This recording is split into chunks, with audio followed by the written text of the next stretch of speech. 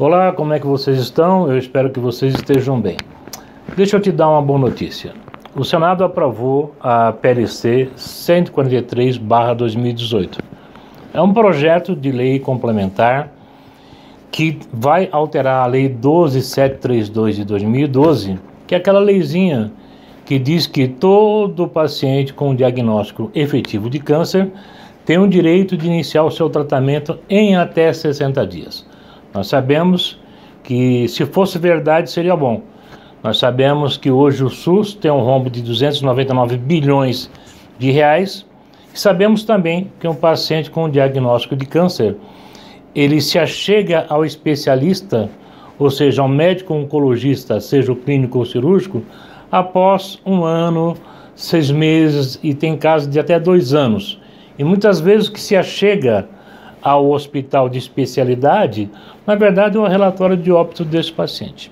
Mas vamos voltar lá ao PLC 143/2018. Esse PLC diz o seguinte: todo paciente com uma hipótese diagnóstica de câncer tem o direito de ser submetido a uma biópsia em até 30 dias. Fala-se em biópsias, não fala-se em iniciar o tratamento. A biópsia, ela é um início de tratamento?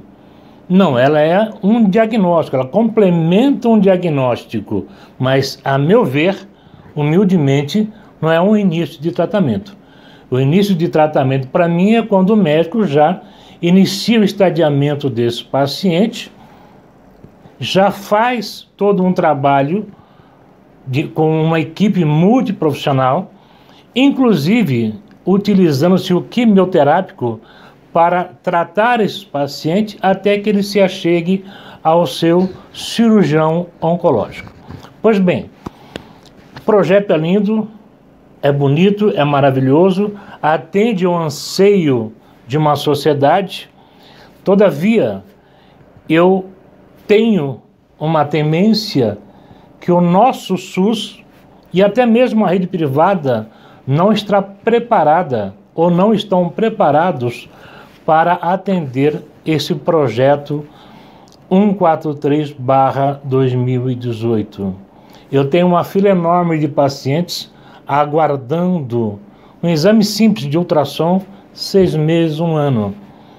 Eu tenho um SUS com um rombo de 290 bilhões de reais. Eu tenho um aumento mundial de pacientes com câncer que bateu a casa de 18.600.000 pessoas no mundo. Não estou falando só do Brasil. Antes de colocar em prática esse projeto de lei complementar, os nossos deputados, os nossos senadores, o nosso presidente da República, o nosso ministro da Saúde, deveria primeiro administrar, rever os seus conceitos de atendimento, porque os nossos hospitais do SUS não estão preparados para iniciar um tratamento de um paciente em até 30 dias, ou para prover essa biópsia desse paciente em até 30 dias. Só para que os senhores tenham ideia, um hemograma simples no SUS hoje, você tem uma demanda contida, pessoas com ansiedade para fazer este exame simples, que é um hemograma, esperando 30 dias.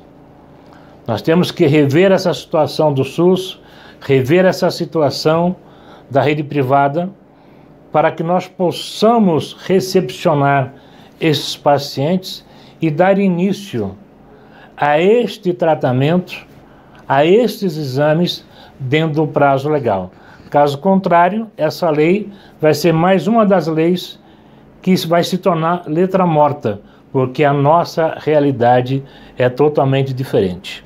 Eu tenho um SUS com 290 bilhões de déficit, rombo.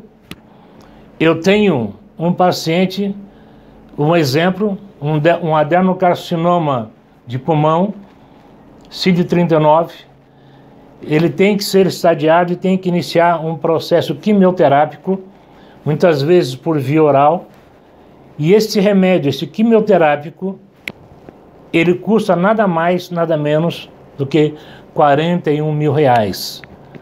O nome desse quimioterápico, Alectinib, é uma caixa contendo 224 cápsulas, em que este paciente vai ter que fazer o uso por prazo indeterminado. Só que essa caixinha, com 224 cápsulas, vai dar para esse paciente apenas um tratamento de 1 mês e meio, a um custo de R$41 mil, aproximadamente. Dentre outros quimioterápicos com valores superiores a este valor. Existem tratamentos quimioterápicos que alcançam a bagatela de R$475 mil. E aí eu tenho a questão da judicialização, eu tenho a questão do comprometimento do meu município, do meu estado, para poder atender a esta tutela, essa medida judicial, para salvar uma vida. E nós nos esquecemos que hoje nós estamos, em verdade, tratando a doença em busca de uma cura. Nós esquecemos de uma coisa muito importante. Eu tenho que começar esse tratamento para evitar as doenças. E para evitar a doença, eu tenho que atender a base primária. Agora, como atender a base primária se eu ainda hoje, no Brasil, eu tenho 36 milhões de pessoas vivendo abaixo da linha de pobreza, em locais insalubres? Aqui em São Paulo, nós temos um bairro que ainda não tem internet. Até 3 anos atrás tinha apenas um orelhão nesse bairro. Se eu não dou atenção à base primária, se eu não levo informação, se eu não levo incentivo à saúde, se eu não levo uma campanha específica e ativa e não passiva, entenda como passiva apenas aqueles slogans, aquelas campanhas que se fazem mês a mês, Outubro Rosa, Novembro, não. Eu tenho que levar a informação e tenho que levar os meus estudantes, os meus residentes em medicina para esses bairros carentes. O governo tem que estar nesses bairros carentes. As igrejas de todas as denominações devem participar dessas campanhas, levando informações, levando médicos, levando fisioterapeutas, levando psicólogos, levando conhecimento dessa população na base primária, para que ela não venha desaguar na base secundária, onde já chegam já debilitados e o custo do tratamento é muito maior para os cofres do erário público. Senhores, não adianta apenas esse projeto. Ele é importante, sim, com certeza é importante, porque o câncer ainda hoje tem uma cara, e a cara do câncer é a morte, ainda hoje.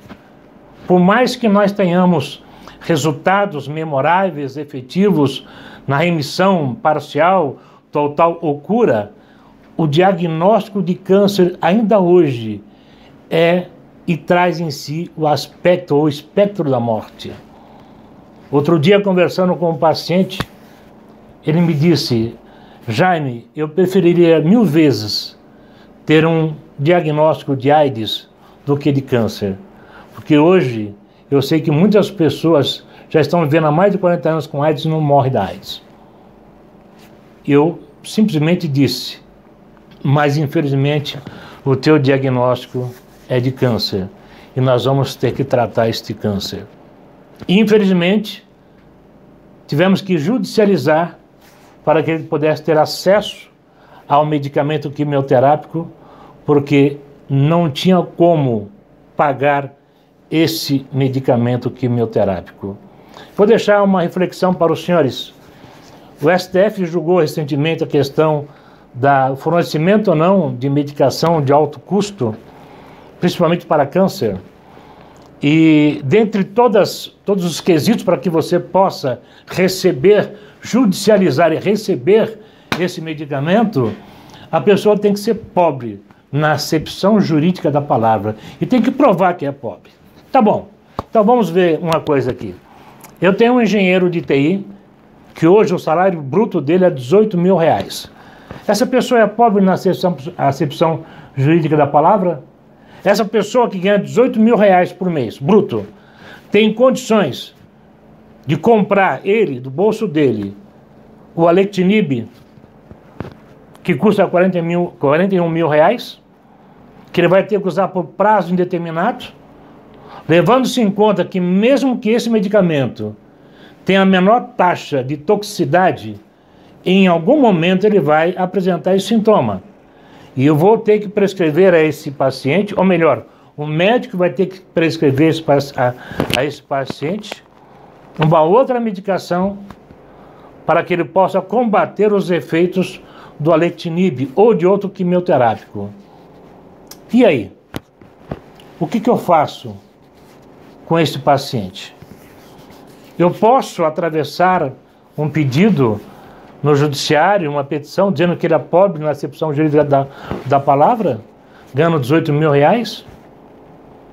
Quando eu digo que o médico vai ter que prescrever um outro medicamento para combater aquela toxicidade, eu estou falando que o médico vai ter que dar a esse paciente corticoide. E quando esse médico prescreve o corticoide ao paciente, a cara dele é a cara do câncer. É uma pessoa que fica inchada, com a cor esverdeada, os olhos não têm brilho, não têm vida. O medo acampa a vida desse paciente e a vida dos seus familiares. Portanto, senhores legisladores, senhor presidente da República, senhor ministro da Saúde, não basta sancionar esta lei, é preciso entender qual é a fila de espera que eu tenho no SUS, qual é a minha demanda reprimida, e é preciso urgentemente entrarmos com uma ação maciça para que possamos estruturar todos os hospitais do SUS, para que eles possam recepcionar esses pacientes e atender esses pacientes no menor tempo possível. Não basta o projeto de lei, não basta sancionar. Eu tenho que dar condições físicas, humanas, materiais, para que os profissionais que trabalham nesses ambientes tenham condições de recepcionar esses pacientes, tenham condições de eliminar essa fila que é enorme. Ainda hoje pela manhã, uma senhora com diagnóstico de câncer de mama só será operada em fevereiro pelo SUS. E não consta que ela esteja fazendo algum tratamento, ou seja, o quimioterápico ou uma outra alternativa holística, para que ela esteja preparada para em fevereiro ser submetida a esta cirurgia do câncer de mama. Eu tenho a possibilidade de salvar essa senhora hoje, fazendo um quadrante na sua mama e não extirpar essa mama. Hoje eu tenho essa possibilidade. Em fevereiro, será que eu consigo salvar as mamas dessa senhora?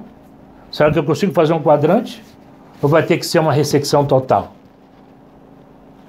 Parabéns aos legisladores pelo esforço na aprovação no Senado. Espero em Deus que o nosso presidente Jair Bolsonaro possa sancionar esse projeto, que vai alterar a Lei 12.732 de 2012, mas principalmente o senhor ministro da Saúde, arregace as mangas, vá ver a fila que está no SUS, vá ver as dificuldades, a falta de material, a falta de profissionais, para nós eliminarmos essa fila, para atendermos a esses pacientes e os demais que estão se achegando. Lembrando uma vez mais que no mundo, em 2018, foram mais de 18 milhões de pacientes diagnosticados com câncer. O câncer hoje é a segunda maior causa de morte no mundo. Forte abraço, que Deus abençoe a todos.